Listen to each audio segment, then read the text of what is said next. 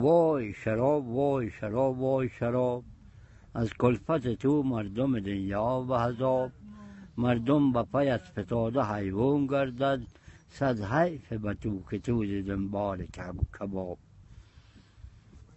هر کس که به عشق تو گرفتار شده است، گلباغ جهان به پیش او خار شده است. نه جامه به تن دارد و نه سیر شکم، می خواند سرود وای شراب جان شراب.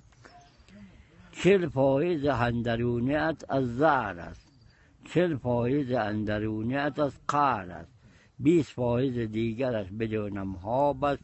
3 قسم به هم شده بگردند شراب. هر عاشق تو زهر بریزد به جگر، هر عاشق تو قهر ستیزد به دگر. در خانه زند همسر و مشتی به پسر، اون خانه خراب ز جبر تو وای شراب. در حلق کسی اگر بریختی کمکک، و هارد و شکر فرق نمیکرد ز نمک. نه گوش ز استخون می کرد جدال، نه دوست دیگر مرا فقط جان شراب. ای خلق جهان پند بگیرید و سبق، هر جا که به آراستید خانه و طبق.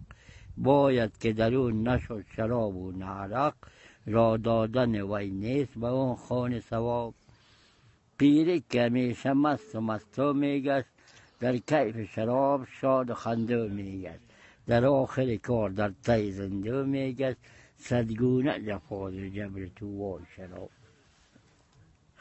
Eu vou te dizer, todos te iban